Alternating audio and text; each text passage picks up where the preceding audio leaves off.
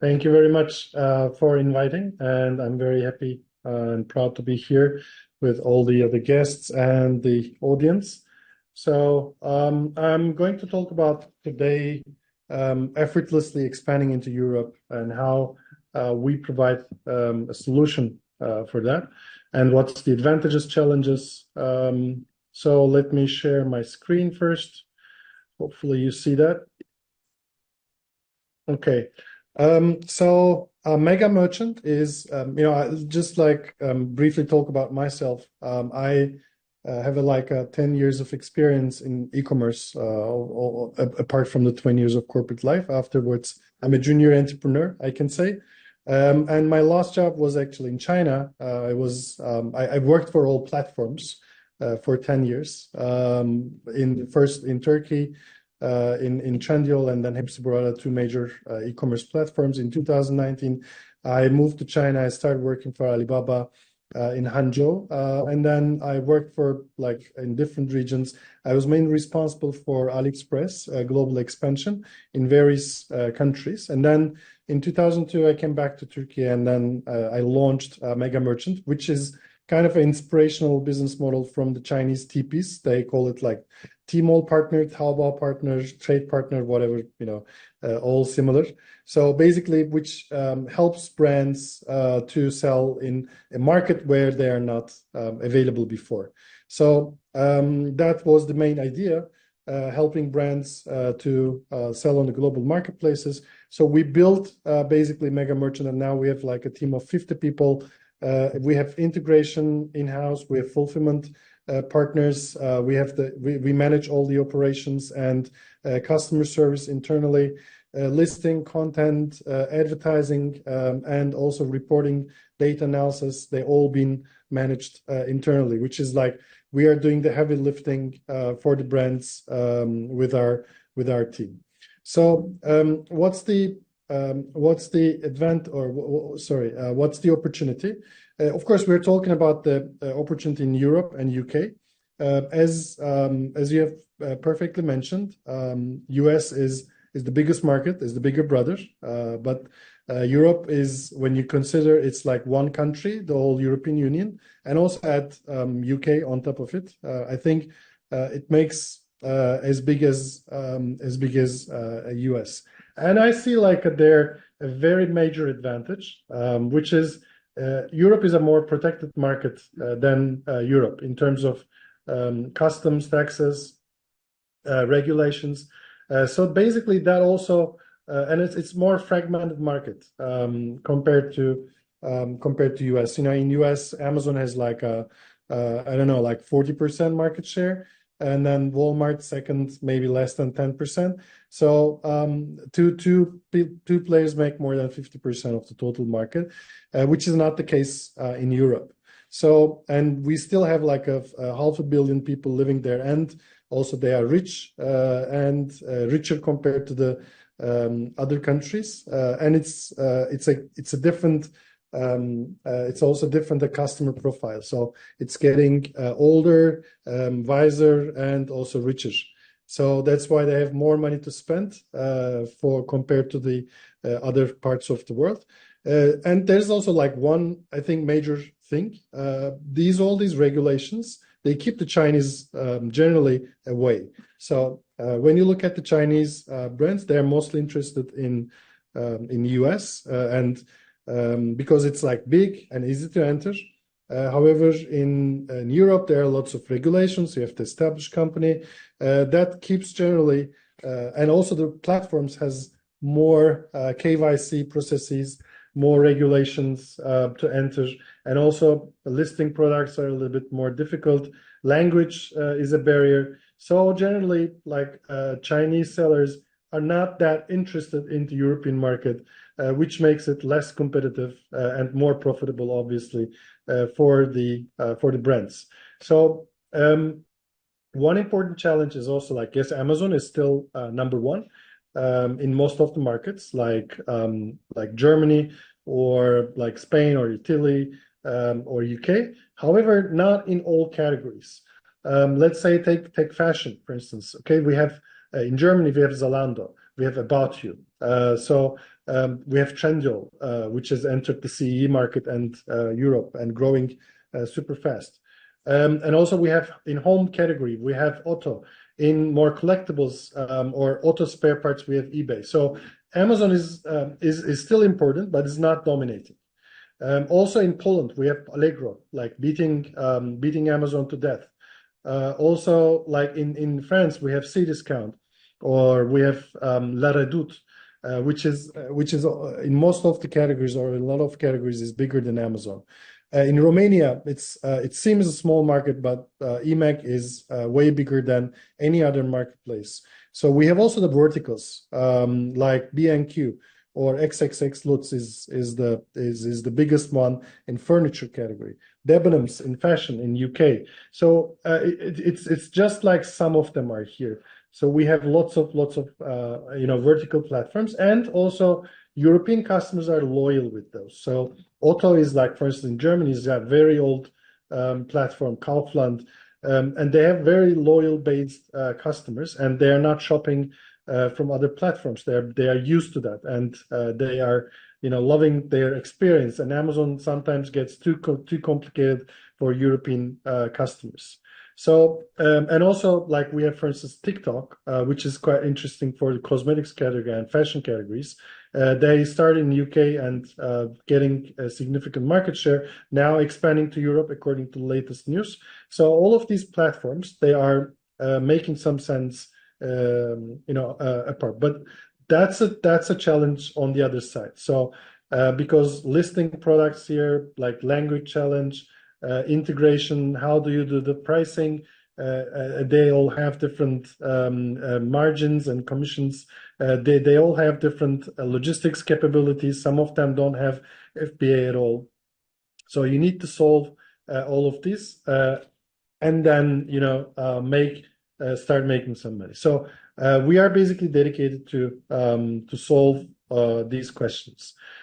However, we also have seen that my experience also from Alibaba showed me that a lot of brands that want to enter to Europe, especially non-Chinese, they also have difficulties, and only 3% of them can succeed, which means like they can get at least like one order on a monthly and a recurring basis. That statistic is mainly from the Turkish sellers, German sellers, from the Spanish and French sellers. Let's take like 100 sellers who wants to intend on opening a store in these marketplaces. Like half of them even like they stuck in the listing of the products because of language, because of integration, various things. And many of them, they cannot handle the pricing or campaign management or logistics, etc. So only 3% of those really can do some sales apart or outside of their home country. So the localization is important. The product fitting is important. The logistics is very important here. So brands or D2C brands especially, they have not enough people or they don't have enough resources to tackle all of these issues at one time. So they generally postpone and leave the opportunity aside. So how we solve all of these things? So in all of the platforms that I've shown you, we have seller accounts. So we have companies in Europe, all around Europe, and also in UK. So we are fully compliant with all of the platform regulations. So we opened our sales accounts in all of these platforms, and we get brand authorization from the brands that we are working with, and they can use our sales account as they like. So we act there as seller or importer of record. So we can do import into Europe from China, from Turkey, from US, from UK, whatever. And also we can sell and we can be the seller of record. So that's number one. Number two is we are we have an agency inside, so we handle everything internally, like listing products, keyword optimizations, content, and all of the stuff which is required for different platforms. And also, we need to be aware of that. All of these platforms have different listing requirements. So the title requirements is different for Otto, different for Kaufland, different for About You, different for Amazon. So also like fulfillment solutions, Amazon has still FBA in Germany as well, but Otto doesn't have one. About You has like fulfilled by About You, but it's better to use also other solutions. Zalando, similar, they also have fulfillment solution, but some others don't. So that's why basically you need a European Union warehouse in order to be able to enable all of these things. And also the VAT implications are different. Although it's like a one European Union, each and every country has different VAT implications, which is quite difficult and understand. So also like HelloTax is a great partner here to work with. And also, apart from that, you need to synchronize your orders, you need to synchronize your inventory, you need to synchronize your pricing. So that's why you need a technical partner if you have, various marketplaces, and also if you handle like a long tail products or like a number of orders, which is maybe more than 10, 15 a day. So that's why we also act as a technical partner. We are partner to the Amazon, and also like all of the platforms like Otto, eBay, Kaufland, etc. So we have direct integration and full service partners. Our technical team can handle all of the integrations. So we still act with the brand. We still work with the brand. They do the production, they do basically everything related to the brand, and then we do the rest: integration, handling, storage, exports, customs clearance, fulfillment, return management, brand protection, advertising management, and also if there is like something like government incentives, we also care about that, and also of course like customer service. Basically our sales account is also a quite strong one. We care a lot about the strong account management. So basically you don't need to deal with that strong account management at all. So that's basically the solution that we have.